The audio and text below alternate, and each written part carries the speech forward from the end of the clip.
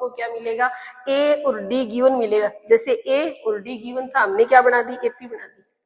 एक क्या मिलेगा आपको, एपी दी हुई मिलेगी, और उस एपी से आपको बताना है कि पहला पद कौन सा है और डी कितनी है।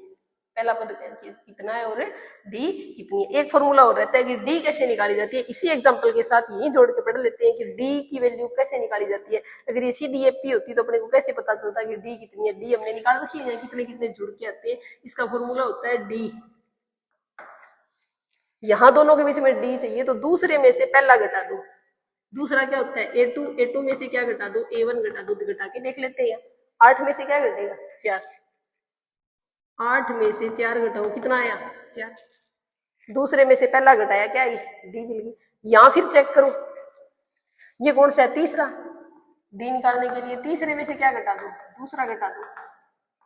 चौथे में से क्या घटा दो, तीसरा पद घटा दो। ऐसे करके डी आ जाती है। और डी तभी बढ़ती है, वो सार्वंतर तभी बढ़ता है जब सभी पदों के बीच में आने वाली वैल्यू क्या हो, समान हो, तभी उसको डी कहेंगे। अगर ये यहाँ 4 आ रहा है, यहाँ 4 आ रहा है, अगर यहाँ 5 आ गया, यहाँ 6 आ गया, वापिस 4 आ रहा है, तो ये एपी है ही नहीं।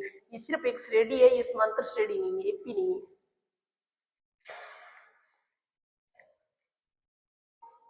अभी इसके साथ अपने एग्जाम्पल करेंगे कोई।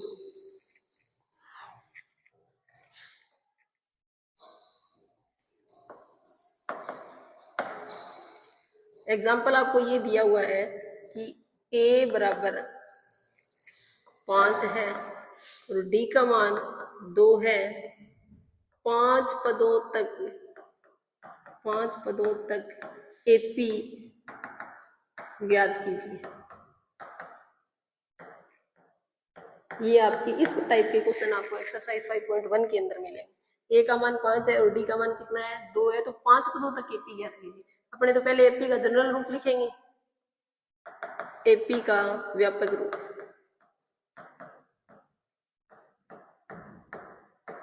एपी का व्यापक रूप क्या होता है, एपी क्या होती है, A1, A2, A3, A4 और A5। अपने को तो 5 पदों तक एपी बनानी है। A1 क्या होता है, A1 और A और पहला पद एक ही बात होती है। A1 कह दो, A कह दो और J पहला पद कह दो, एक ही बात होती है। तो A1 कितना है अपने पास दिया हुआ है, A कितना है, 5 है, तो एपी का पहला पद तो आ गया 5। अब आपको क्या चाहिए, A2 चाहिए। अभी A2 का फॉर्मूला बताया था मैंने। A2 क्या होता है, A प्लस डी। पांचवें के लिए क्या बनेगा, A प्लस 4D। तो दूसरे के लिए क्या बनेगा, A प्लस डी। डी एक कम होके आती है, ये बन गया A प्लस डी। तो A कितना है, 5 और D कितना है, 2। तो दूसरा पद क्या बन गया, 7 बन गया। अब आपको क्या चाहिए, A3 चाहिए। A3 क्या बनती है, A3 तीसरा पद क्या होता है, A plus 2D। A plus 2D तीसरा पद क्या होता है, A प्लस 2D। तो A कितना है, 5 है और D का मान कितना है, सॉरी 2, और D का मान कितना है, 2। कितना आ गया, 5 प्लस 4 कितना आ गया, 9। तीसरा पद क्या आ गया, 9 आ गया। अब अपने को चाहिए A4। A4 क्या होता है, चौथा पद। चौथा पद कैसे आएगा, एक डी कम कर दो, A प्लस 3D। A का मान कितना है, 5 प्लस 3 गुना D का मान कितना है, 2। तो कितना आ गया, 5 प्लस 6 कितना आ गया, 11 आ गया। अगला पद क्या आ गया, 11 आ गया। उसके बाद क्या चाहिए, A5 पांचवा पद। A5 यानी पांचवा पद। पांचवा पद क्या आएगा, एक डी कम कर दो, A प्लस 4D। A कितना है, 5 प्लस 4 गुना D का मान कितना है, 2। 5 प्लस 8 कितना आ गया, 13। अपने को तो एपी चाहिए थी 5 पदों वाली, हमने एपी बना दी। पहला पद क्या है अपना, 5। दूसरा क्या है, A2 7। A3 कितना है, 9।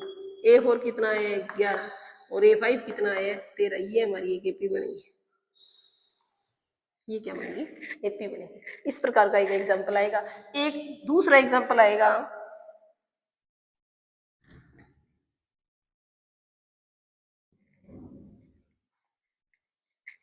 एक एग्जाम्पल तो ये होगा कि आपको ए और डी दिया हुआ है, आप एपी बना दो। अगर आप ये दो एग्जांपल ध्यान से समझ लेते हो, उसके बाद 5.1 एक्सरसाइज में कहीं दिक्कत नहीं आएगी, सारे इसी टाइप के क्वेश्चन है, इसी तरीके से हो जाने हैं सारे के सारे। सेकंड क्वेश्चन क्या आएगा, आपको क्या दिया हुआ मिलेगा, एपी दी हुई मिलेगी और आपसे ये पूछेगा कि इसका पहला पद बता दो और डी निकाल के बता दो। इसका सेकंड टाइप का जो क्वेश्चन बनना है वो ये बनना है कि आपको एक एपी दी हुई है, एपी आपको ये दे रखी है 15, 13, 11, 9, 7 डैश डैश। क्वेश्चन ये लिख के कहेगा एपी का पहला पद व सारव अंतर ज्ञात कीजिए। एपी का पहला पद व सारव अंतर ज्ञात कीजिए। ये क्वेश्चन दिया। एपी का पहला पद क्या होता है, जो सबसे पहले लिखा होता है वही पहला पद होता है, उसी को तो ए1 बोलते हैं, उसी को ए बोलते हैं, उसी को पहला पद बोल देते हैं। तो ए1 बराबर ए बराबर क्या आ गया, 15 आ गया। ये अपना पहला काम तो हो गया, पहला पद तो मिलता है। उसके बाद पूछता है सारव अंतर डी। डी का फॉर्मूला मैंने अभी बताया था, कोई भी दो पद है उनके बीच में आपको डी देखना है, सारव अंतर देखना है, तो क्या करना है, अगले में से पिछला पद घटा दो। अगर आपको दूसरा तीसरा मिला हुआ है तो तीसरे में से दूसरा घटा दो, अगर पांचवा छठा मिला है तो छठे में से पांचवा घटा दो। तो यहाँ अपने क्या करेंगे, इन दो में से देख लेते हैं, पहले दूसरे में से, तो दूसरे में से क्या घटा देंगे, पहला घटा देंगे। दूसरा क्या है 13, 13 में से क्या घटेगा 15, तो क्या आ गया माइनस का 2, यानी डी की वैल्यू क्या आ गई -2 आ गई सारा अंतर। एक टाइप का क्वेश्चन हो रहेगा, वो है तो पहले क्वेश्चन से रिलेटेड है, वो आपसे ये पूछेगा क्वेश्चन के अंदर बहुत सारी श्रेणियां दे देगा और कहेगा बताओ इनमें से कौन सी समांतर श्रेणी है, यानी कौन सी एपी है और कौन सी एपी नहीं है।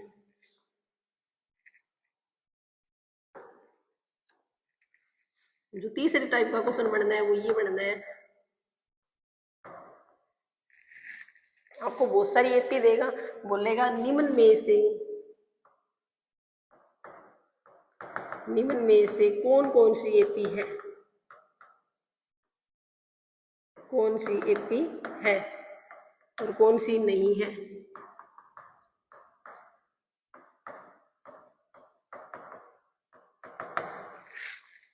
जैसे पहले ये दे दिया आपको चेक करने के लिए, श्रेणी दी है कोई, उसमें से पूछेगा कि समांतर श्रेणी है, लेकिन श्रेणियां तो सारी होती है, समांतर है कि नहीं है वो अपने को चेक करनी है। एक ये दे दिया 1 2 5 6 7 डैश डैश।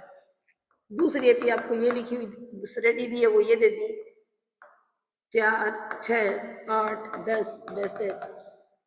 तीसरी आपको ये दे दी 5 10 15 20।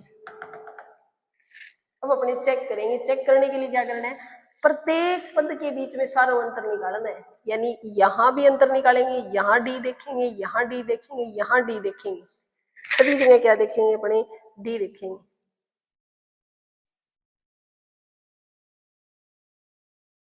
सभी जगह अपने क्या देखेंगे, डी देखेंगे। तो प्रत्येक जगह अगर डी अपने समान आ जाएगी तो अपने क्या कहेंगे कि ये एपी है। अगर एक भी से डी अलग आ जाती है, मान लो यहाँ तो डी आई है अपने पास 1, यहाँ डी कितनी आ रही है 3, यहाँ फिर 1 आ रही है, यहाँ फिर क्या आ रही है 1 आ रही है, ये तो सारी डी समान है, लेकिन यहाँ वाला सारा अंतर समान नहीं है 3 है, तो ये एपी नहीं है। अब इसमें चेक करेंगे, यहाँ डी का मान कितना आ रहा है 2 आ रहा है, यहाँ डी का मान कितना आ रहा है 2 आ रहा है, यहाँ डी का मान कितना आ रहा है 2 आ रहा है, तो ये एपी है। यहाँ डी का मान कितना आ रहा है 5, यहाँ डी का मान कितना आ रहा है 5, यहाँ डी का मान कितना आ रहा है 5, तो ये एपी है। यानी सारा अंतर अगर सभी जगह समान है तो ही वो क्या होगी, एपी होगी। अगर सभी जगह सारा अंतर समान नहीं है तो वो एपी नहीं है।